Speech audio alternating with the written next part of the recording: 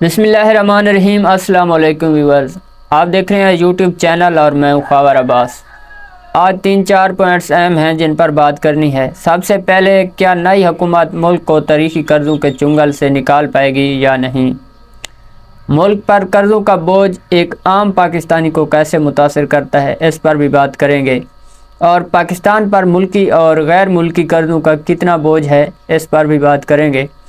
اور جو سب سے اہم نکتہ ہے، نئی حکومت کے لیے قرضے کی ادائیگی کتنا بڑا چیلنج ہے، ان پر بات کریں گے۔ کیا نئی حکومت ملک کو تاریخی قرضوں کے چنگل سے نکال پائے گی یا نہیں؟ پاکستان میں 8 فروری 2024 کو ہونے والے عام انتخابات کے بعد پاکستان مسلم لیگ نون اور پاکستان پیپلز پارٹی نے مل کر وفاق میں حکومت بنانے کا فیصلہ کیا ہے، جبکہ پی ٹی آئی بھی حکومت بنانے کی کوشش کر رہی ہے۔ لگتا مشکل ہے کیونکہ پاکستان مسلم لیگ نون اور پیپلز پارٹی نے حکومت بنانے کا فیصلہ کر لیا ہے۔ شہباز شریف جو ہے وزیر اعظم ہوگا اور صدر آصف علی زرداری ہوگا۔ اب بات کرتے ہیں ملک میں بننے والی نئی حکومت کو، جہاں سیاسی محاذ پر بہت سارے مسائل کا سامنا کرنا پڑے گا، تو اس سے بھی کہیں زیادہ اسے ایک گھمبیر معاشی صورتحال کا سامنا بھی ہوگا، جس میں ملک کی کم تر معاشی ترقی، مہنگائی، بے روزگاری کے ساتھ ساتھ ایک بڑا چیلنج جو ہے ملک پر اندرونی اور بیرونی قرضوں کا بوجھ ہے، جس میں گزشتہ چند برسوں میں بے پناہ اضافہ ہوا ہے۔ پاکستان قرضوں کے چنگل میں بہت عرصہ پہلے سے پھنسا ہوا ہے، تاہم حالیہ برسوں میں قرضوں میں ہونے والے اضافے اور پاکستان کی سکڑتی معیشت کی وجہ سے اب ان قرضوں کی واپسی اور ان پر سود کی ادائیگی ایک بہت بڑا مسئلہ بن چکا ہے۔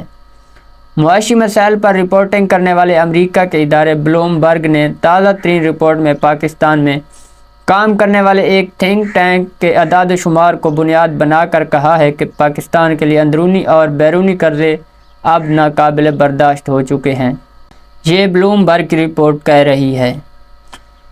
اس رپورٹ کے مطابق پاکستان میں قرضوں پر سود کی ادائیگی کی شرح جی ڈی پی کے لحاظ سے بلند ترین سطح پر پہنچ چکی ہے، جس کی وجہ سے اب ان کی ادائیگی ناقابل برداشت ہو رہی ہے۔ بلوم برگ کی رپورٹ یہ کچھ پاکستان کے بارے میں کہہ رہی ہے، اس لیے تو ہر کوئی حکومت لینے سے گھبرا رہا ہے۔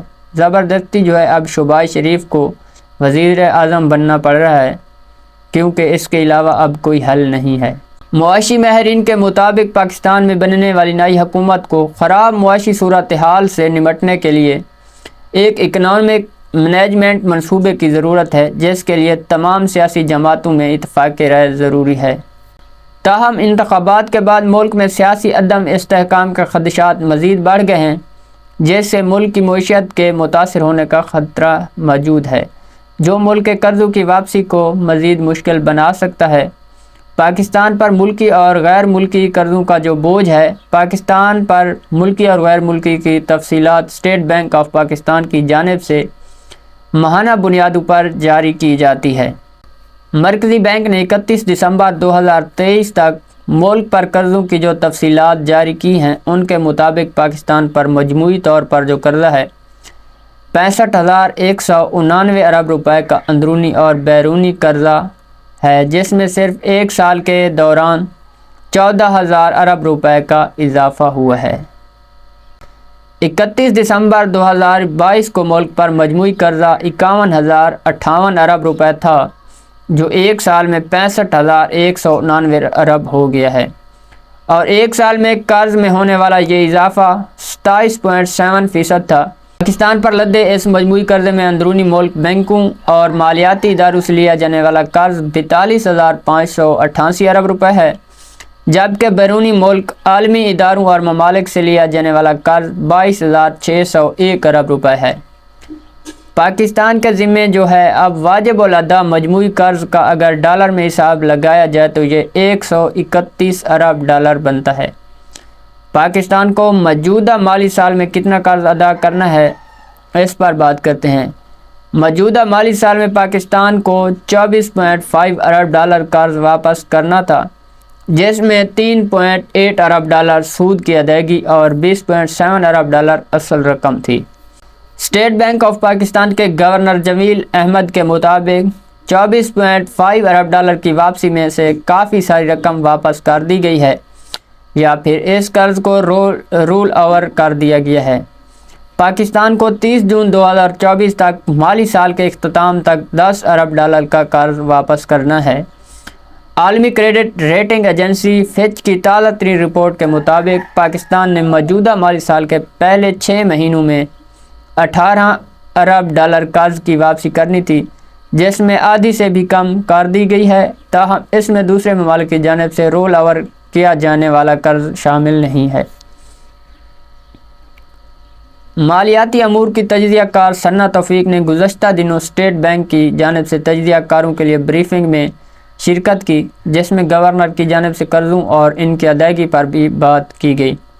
ثنا توفیق نے اس سلسلے میں بی بی سی کو بتایا کہ گورنر اسٹیٹ بینک کی جانب سے بتایا گیا ہے کہ ملک کو باقی مہینوں میں 10 ارب ڈالر کا قرض ادا کرنا ہے، جس میں 5 ارب ڈالر کی ادائیگی رول اوور ہونے کی توقع ہے، جبکہ 5 ارب ڈالر ادا کرنے ہیں۔ واضح ہے کہ پاکستان کے مرکزی بینک کے پاس اس وقت 8 ارب کے زر مبادلہ ذخائر ہیں، جس کے ذریعے قرضوں کو بھی ادا کرنا ہے اور ملک کی درآمدات کے لیے بھی اسی سے کرنی ہے۔ معاشی امور کے ماہر عمار حبیب خان نے اس سلسلے میں بتایا کہ نئی حکومت کے آنے کے بعد اسے اپریل میں 1 ارب ڈالر کی ادائیگی کرنی ہے، جو بین الاقوامی مارکیٹ سے قرضے لینے کے لیے جاری کیا گیا تھا۔ ثنا نے بتایا کہ نئی حکومت کو اس 1 ارب ڈالر کی ادائیگی کا انتظام کرنا ہے، کیونکہ دوسرے ملکوں سے لیا جانے والا قرض تو رول اوور ہو جاتا ہے، تاہم بین الاقوامی مارکیٹ میں سرمایہ کاروں سے لیا جانے والا قرض کی واپسی کرنی ہوتی ہے۔ نئی حکومت کے لیے قرضے کی ادائیگی کتنا بڑا چیلنج ہے، اب اس پر بات کرتے ہیں۔ پاکستان میں انتخابات کے بعد نئی حکومت کے لیے مشاورت اور الائنس کا سلسلہ جاری ہے، تاہم اس نئی حکومت کو معاشی میدان میں قرضوں کی ادائیگی کے ایک بڑا چیلنج کا سامنا ہے۔ معاشی ماہرین نئی حکومت کے لیے قرضوں کی ادائیگی کو سب سے بڑا چیلنج قرار دیتے ہیں، کیونکہ اس کی وجہ سے پاکستان کا پورا معاشی فرنٹ متاثر ہو رہا ہے۔ معاشی ماہرین نے کہا کہ اس چیلنج سے نمٹے بغیر پاکستان کے لیے معاشی طور پر مستحکم ہونا بہت مشکل ہے۔ عمار حبیب کا کہنا ہے کہ قرضوں کی وجہ سے پاکستان کی پوری معیشت متاثر ہو رہی ہے۔ انہوں نے کہا کہ اس کو صحیح طریقے سے ہینڈل کیے بغیر پاکستان کی معاشی گروتھ بہت مشکل ہو گئی ہے۔ انہوں نے مزید کہا ہے کہ پاکستان معیشت کو بڑی اصلاحات کی ضرورت ہے اور ان اصلاحات کے ذریعے ہی معیشت کو مستحکم کیا جا سکتا ہے، اور انہوں نے مزید کہا ہے کہ یہ تو صاف لگتا ہے کہ پاکستان کو ایک اور IMF پروگرام کی ضرورت ہوگی، تاہم سوال یہ ہے کہ کیا ہم اصلاحات کر پائیں گے کہ جس کے ذریعے معیشت کو واپس اپنے پیروں پر کھڑا کر پائیں۔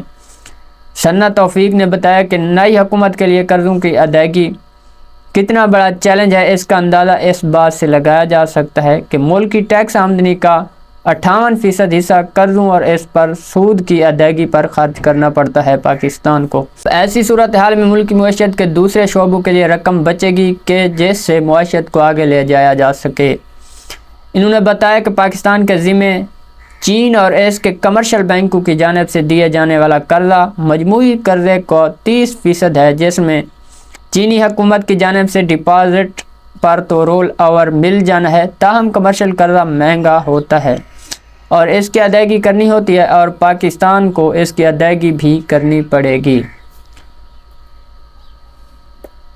Pakistan institute of development economics کے سابق وائس چانسلر اور ماہر معیشت ڈاکٹر رشید امجد نے اس سلسلے میں بتایا کہ نئی حکومت کے لیے قرضوں سے نبرد آزما ہونا بہت بڑا مسئلہ ہے، کیونکہ معیشت پہلے ہی کم گروتھ ریٹ پر موجود ہے اور ان قرضوں کی ادائیگی کے لیے زیادہ ریونیو کی ضرورت ہے، جو کہ اکانومک گروتھ کی وجہ سے بہت مشکل تر ہو چکا ہے۔ اب ایسی صورتحال میں فنانسنگ گیپ کو پورا کرنے کے لیے ملک کو IMF کا پروگرام جاری رکھنا پڑے گا، تاہم اس کی شرائط میں معیشت کو کم گروتھ ریٹ پر چلانا ہوتا ہے تاکہ زیادہ درآمدات نہ کرنا پڑے، جس کے اپنے منفی اثرات ہوتے ہیں، کیونکہ پاکستان کو بڑھتی ہوئی آبادی کے لیے معیشت کو ہائی گروتھ ریٹ پر چلانا لازمی ہے تاکہ ملک میں روزگار پیدا ہو سکیں اور لوگوں کی آمدنی میں اضافہ ہو پائے۔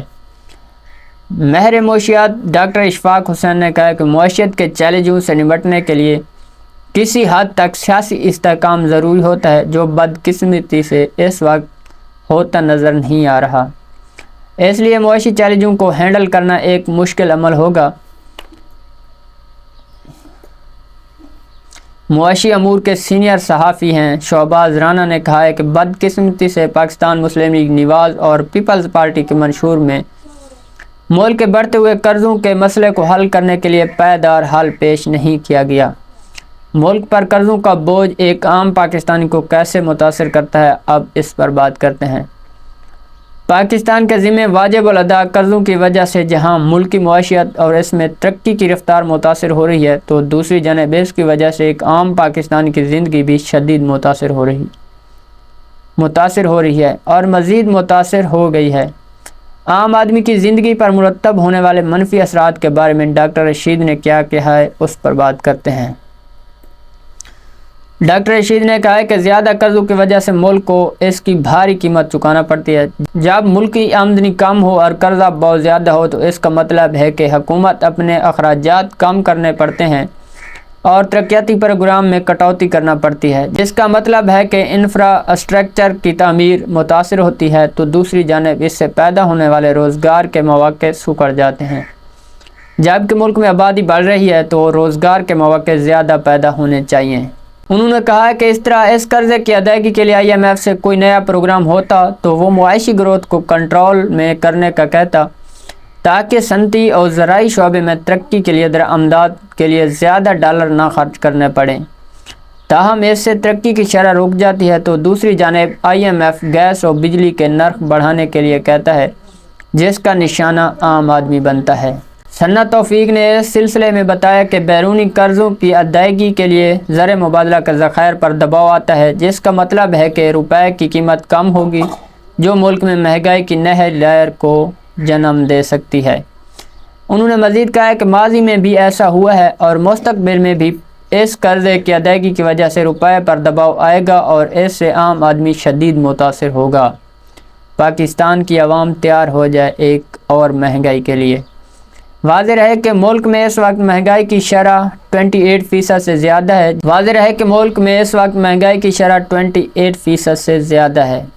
ملتے ہیں نیکسٹ ویڈیو میں، تب تک کے لیے اللہ حافظ۔